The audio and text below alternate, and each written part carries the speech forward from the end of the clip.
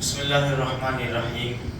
قال النبی صلی اللہ علیہ وسلم لا یؤمن احدکم حتی یکون ہواہ تبعا لما جئت بہ او کما قال النبی صلی اللہ علیہ وسلم. حضرت عبداللہ ابن عمر رضی اللہ تعالیٰ عنہ فرماتے ہیں نبی کریم صلی اللہ علیہ وسلم نے ارشاد فرمایا تم میں سے کوئی بھی کامل اور مکمل ایمان والا نہیں ہو سکتا یہاں تک کہ اس کی خواہشات اس کے تابع نہ ہو جائے، اس دین کے تابع نہ ہو جائے جو میں لے کر آیا ہوں. یعنی کیا مطلب؟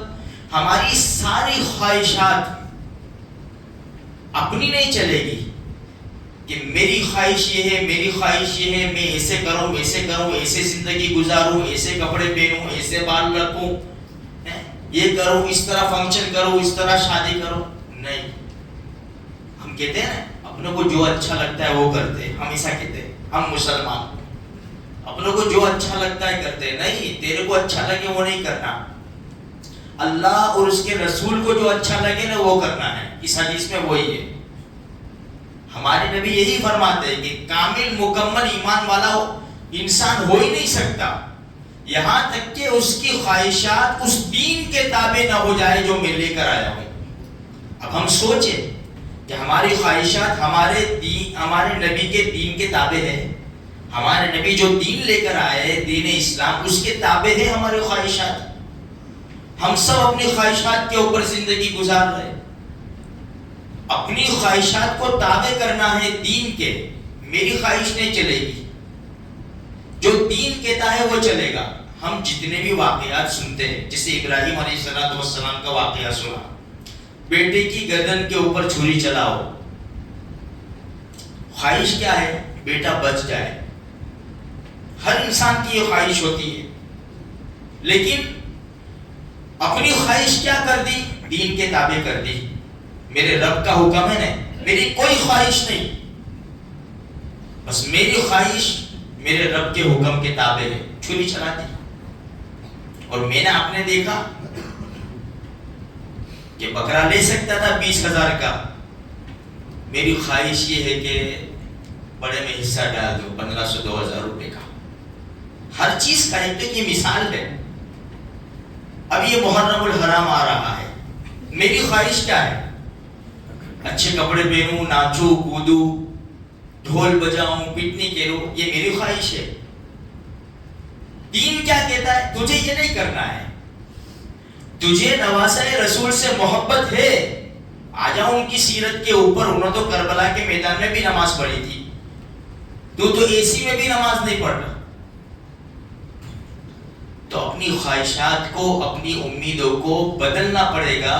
ہماری ساری خواہشات، ساری امیدیں دین کے تابع کرنی پڑے گی. میرے دل کے اندر ایک جذبہ آیا، یہ کروں، میں یہ کام کروں، تو سب سے پہلے شریعت کی کسوٹی کے اوپر ترازو میں تولنا پڑے گا اس کو. میرے نبی کی شریعت یہ اجازت دیتی ہے کہ نہیں دیتی؟ میرے گھر شادی ہے، مجھے ایسے ایسے فنکشن کرنا ہے، ہلدی ہے، یہ ہے، وہ ہے، دنیا بھر کی چیزیں، سارا لسٹ بنایا. اب یہ لسٹ کو ٹٹولو نبی کی سیرت کے اوپر ہے کہ نہیں ہے. بھائی نہیں کریں گے. تم کیا زندگی میں ایک ہی بار شادی ہوتی ہے، تم نے ایک بار کر لی ہے، 4 بار ہوتی ہے نا بھائی.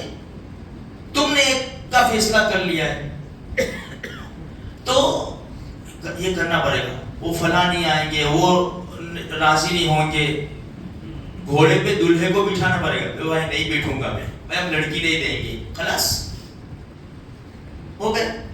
کس کے تابع ہو گئے؟ ان کے تابع ہو گئے. دین چھوڑ دیا. یہ ساری چیزیں ہیں. قربانی تو دینی پڑے گی. جب مسلمان بنے تو حالات تو آئیں گے میرے بھائیوں. تو اللہ کے رسول کا یہ ارشاد ہے، اپنی خواہشات اللہ کے رسول جو دین لائے ہیں نا اس کے تابع کر دو. خواہش یہ کہتی ہے کہ پڑھا رہوں میں، صبح کی نماز نہ پڑھوں میں، یہ خواہش کہتی ہے. اور اللہ کے رسول کا دین کیا کہتا ہے؟ چھوڑ دینی. الصلاۃ خیر من النوم. نماز بہتر ہے نیند سے. بھائی نماز بہتر ہے. نماز میں جملہ مائک میں بولا جاتا ہے، مائک میں اس کا جواب میں صدقتا و بررتا، سچی بات بتائی، حق بات بتائی، صحیح بات کہی. اس کا جواب یہ ہے صدقتا و بررتا. کتنے ہزار لاکھ کروڑوں مسلمان ہوں گے، ہمیں نہیں معلوم کہ الصلاۃ خیر من النوم کا کیا جواب دینا چاہیے اذان میں. فجر کی اذان ہی نہیں سنتے تو میرے بھائیوں کوشش کرنی پڑے گی اپنی خواہشات کو مار کر، اپنی خواہشات کو دبا کر اپنے نبی کا لایا ہوا جو دین ہے، دین برحق، حق سچا دین، اس کے اوپر ہم کو آنا پڑے گا. اللہ مجھے آپ کو سارے مسلمانوں کو اس کی توفیق